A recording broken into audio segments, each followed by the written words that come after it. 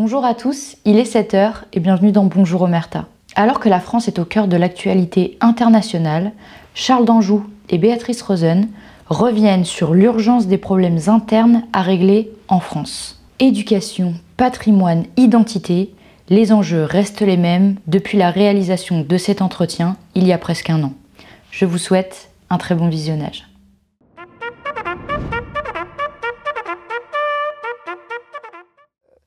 J'étais pas consciente vraiment d'une espèce de matrice en fait dans laquelle j'étais piégée. Et je me suis réveillée de cette espèce de matrice déjà un petit peu avec les gilets jaunes. J'ai vu vraiment le traitement médiatique des gilets jaunes. Pour moi, ça a été un vrai choc parce qu'en fait, c'était des gens à la base, les gilets jaunes, juste qui n'avaient plus de quoi vivre le 10 du mois et qui n'avaient pas de recours autre que d'aller dans la rue et de le dire. Et on les a maltraités, on les a caricaturés, on les a affligés d'étiquettes infamantes. Ils ont eu droit à tout, antisémites, homophobes, enfin tout y est passé. Alors qu'en fait, c'était juste des gens qui disaient, voilà, le système ne fonctionne plus, on travaille, on n'est pas des assistés, et pourtant, le 10 du mois, on n'a plus d'argent. Et donc là, j'ai vu cette injustice-là. Et là, ça a commencé à vraiment me réveiller. Alors, je suis désolée si d'autres se sont réveillés avant. Chacun son rythme. Moi, ça a été ça, le déclencheur. Ensuite, il y a eu la crise sanitaire qui a été vraiment un bouleversement. Et là, vraiment, je me suis penchée sur le sujet. J'avais le temps, puisqu'il n'y avait pas de tournage, il n'y avait rien pendant plusieurs mois. J'étais coincée dans mon appartement avec 2 enfants en bas âge. Et donc, je passais 12 heures par jour à lire sur le sujet, que ça vienne de Corée du Sud, d'Israël, tous les datas, toutes les études qui sortaient. Et j'ai vu des incohérences. Et c'est à partir de ces 2 événements, finalement, que je me suis dit, mais on nous raconte n'importe quoi, en fait. En fait, toute ma vie, j'ai vécu en pensant que les experts étaient experts et qu'ils avaient une légitimité, évidemment, à dire ce qu'ils disaient. Et forcément, ils disaient la vérité. Ou que les journalistes étaient dans une quête de vérité.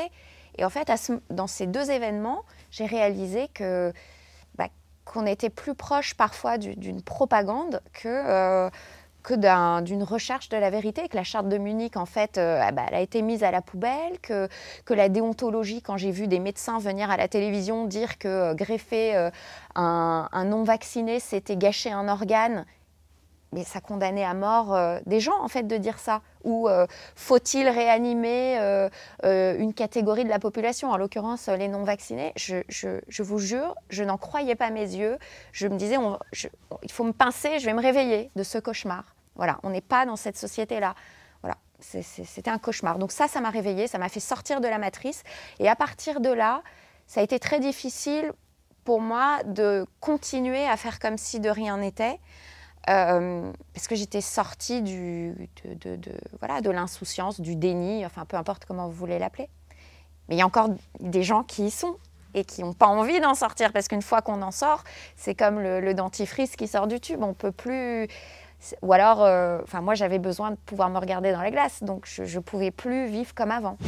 Oui, il y a une volonté de traiter la population comme, en fait, des statistiques ou des consommateurs qui vont faire gagner de l'argent à certaines entreprises et des copains souvent de la petite caste dont on parlait tout à l'heure. C'est pas complotiste, c'est une réalité, c'est comme ça.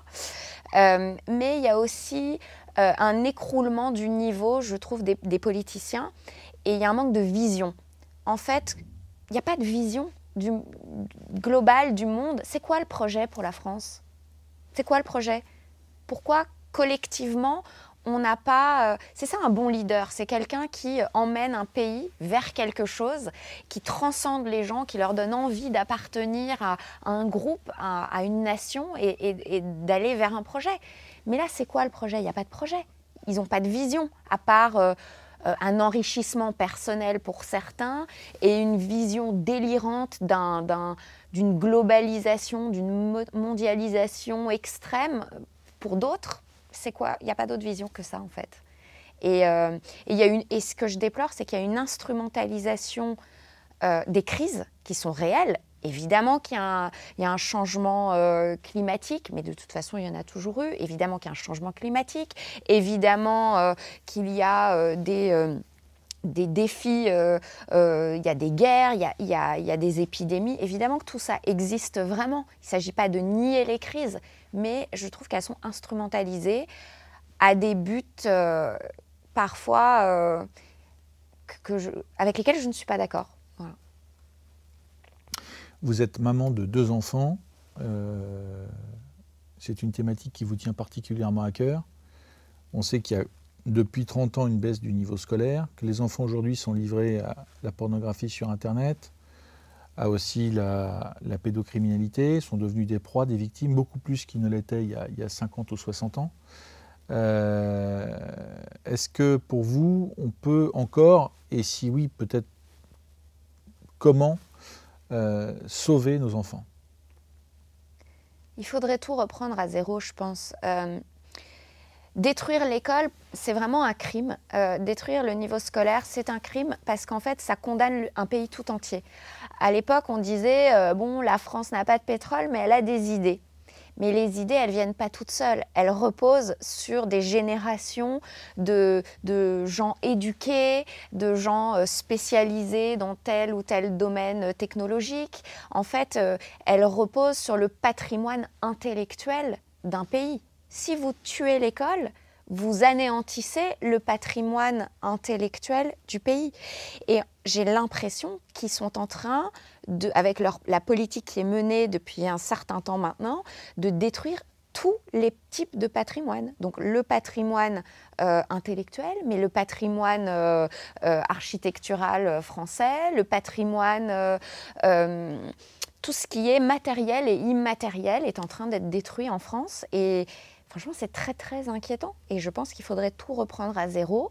Il faudrait déjà récupérer notre souveraineté, parce qu'on ne décide plus de rien.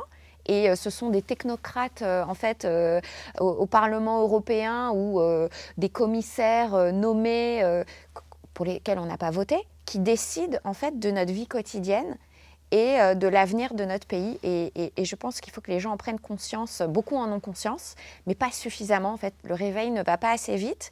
Il faut vraiment se sortir de là. À mon avis, c'est un peu tout. Il y en a, c'est vraiment par manque d'intelligence, par incompétence, et donc ils naviguent à vue, en fait.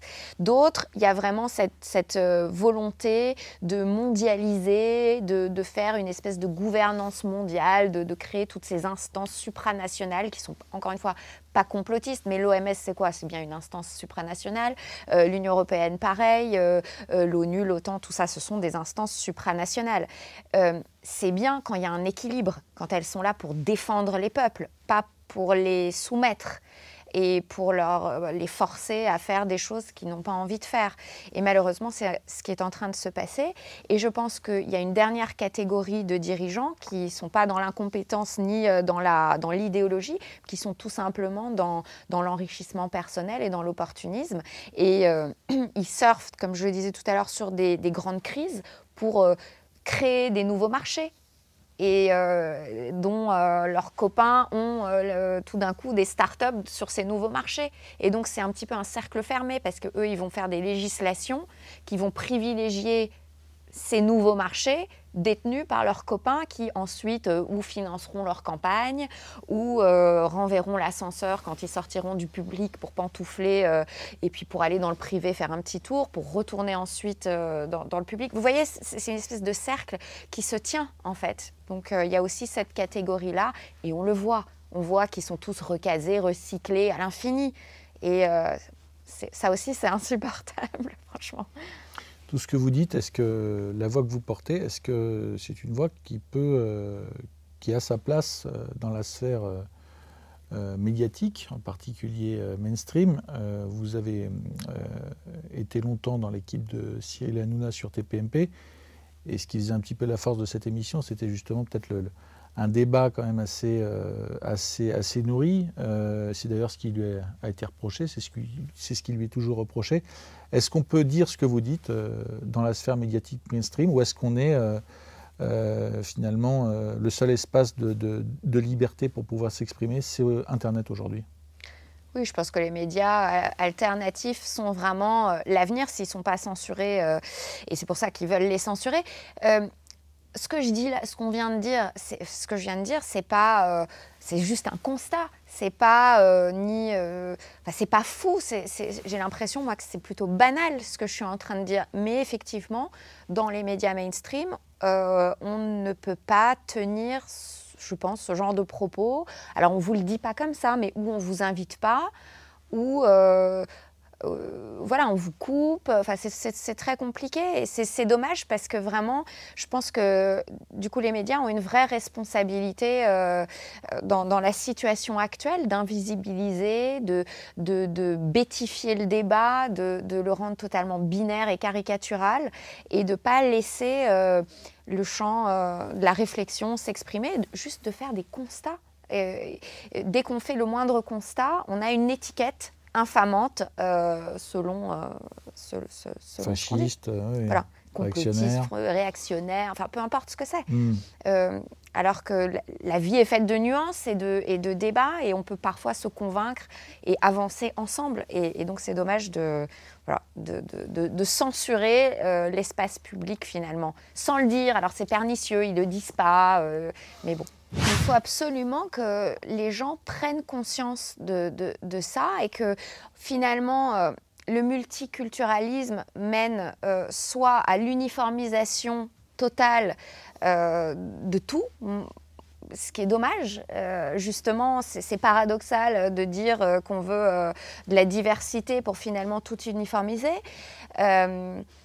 Et c'est vraiment dommage et c'est un des combats que j'ai, de faire prendre conscience. L'identité, ce n'est pas quelque chose, c'est quelque chose qui est culpabilisé maintenant, d'avoir une identité.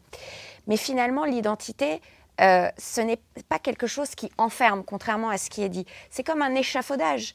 On se structure et ensuite on peut construire autour de ça.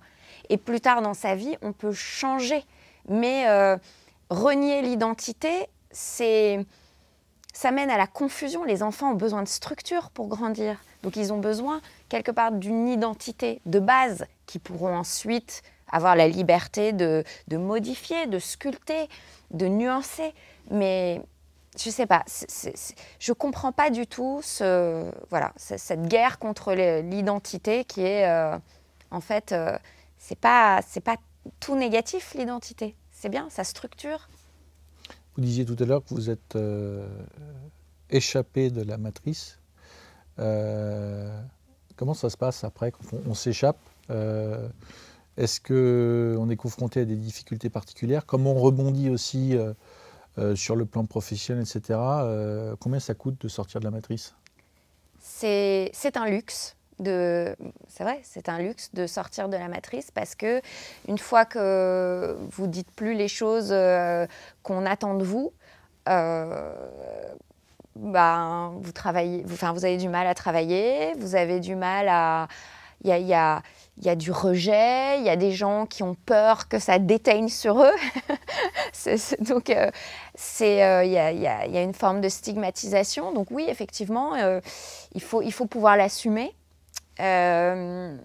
Oui, c'est difficile, c'est sûr. Et tous les gens, mais c'est pas que moi, tous les gens qui ont osé dire des choses par souci de vérité, finalement, se sont retrouvés mis à l'écart. Beaucoup ont perdu leur travail. Moi, je n'avais pas un travail de bureau, mais pour moi, c'est compliqué. Vous avez beaucoup de gens qui vous tournent le dos quand on fait on prend ce genre de décision? Au niveau personnel, non. Mais au niveau professionnel, il y a une peur. Il y a une peur parce que, encore une fois, ils ont peur que ça déteigne sur eux. Et donc, oui, ça crée des peurs. Mais parfois, c'est plus fort que soi. Moi, c'est plus fort que moi. J'ai pas envie de vivre dans un décor comme le film Le Truman Show.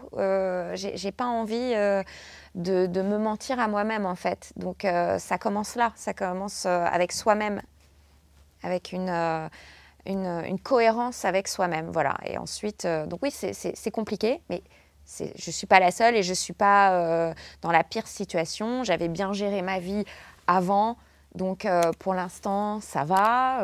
Bon, je ne suis pas toute seule, etc. Donc pour l'instant, ça va. Mais il faut que je crée quelque chose de nouveau parce que effectivement, ça m'a créé des problèmes dans mon travail, oui.